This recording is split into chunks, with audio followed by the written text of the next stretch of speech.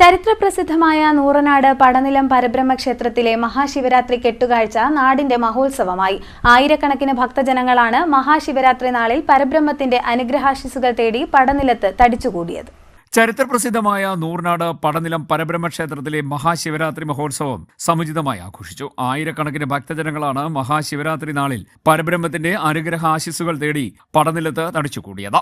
ക്ഷേത്രവുമായി ബന്ധപ്പെട്ട നൂർനാട് പാലമേൽ വില്ലേജുകളിൽപ്പെട്ട 16 കരകളിൽ നിന്നുമാണ് അമ്പരചുംബികളായ നന്ദികേശന്മാരെ അണിയിച്ചൊരുക്കി പരബ്രഹ്മ സന്നിധിയിലേക്ക് ആനയിച്ചു കൊണ്ടുവന്നത്.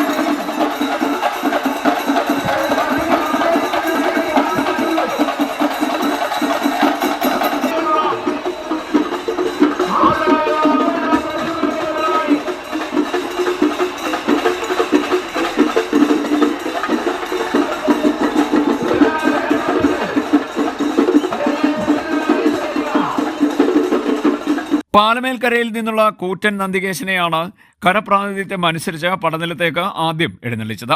വൈകിട്ട് 5 മണിയോടുകൂടി നന്ദികേശന്മാർ എത്തിത്തുടങ്ങി. കേരളത്തിലെ തന്നെ ഏറ്റവും വലിപ്പമേറിയതും കെട്ടുവൃത്തിയും അലങ്കാര ചമയങ്ങളും മുത്തുക്കുട, നെറ്റിപ്പട്ടം, ആലവട്ടം, വെഞ്ചാമരം, വെങ്കലമണിമാലകൾ, പൂമാലകൾ എന്നിവയുടെ അഴകുമുള്ള ജോഡി നന്ദികേശന്മാർ നൂർനാട് പടനിലത്തിന്റെ പ്രത്യേകതയാണ്. കേരളത്തിലെ കെട്ടുകാഴ്ച മഹോത്സവങ്ങളിൽ നന്ദികേശന്മാരുടെ വലിപ്പം കൊണ്ടും ഭംഗി കൊണ്ടും ഒന്നാമതാണ് പടനിലം കെട്ടുകാഴ്ച. കാര്യക്രമത്തിൽ വാദ്യമേളങ്ങളുടെയും ആർപ്പുവിളികളുടെയും അകമ്പടിയോടുകൂടിയാണ് ഓരോ നന്ദികേശന്മാരെയും ക്ഷേത്രത്തിലേക്ക് എത്തിച്ചത്. ക്ഷേത്രത്തിന് വലം വെച്ച് പരബ്രഹ്മത്തെ 3 തവണ എതിരേൽപ്പ് നടത്തി വണങ്ങിയ ശേഷമാണ് അതാത് സ്ഥലങ്ങളിൽ കാഴ്ചയൊരുപ്പടികൾ സ്ഥാനമുറപ്പിച്ചത്.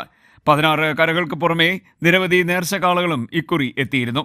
രാത്രിയോടുകൂടി എല്ലാ നന്ദികേശന്മാരും എത്തിയ ശേഷം ക്ഷേത്രസന്നിധിയിൽ ദീപാരാധന ചടങ്ങ് നടന്നു. ചടങ്ങുകൾക്ക് ക്ഷേത്ര ഭരണസമിതി ഭാരവാഹികൾ, കരകമ്മിറ്റി ഭാരവാഹികൾ, കരനാഥന്മാർ എന്നിവർ നേതൃത്വം നൽകി.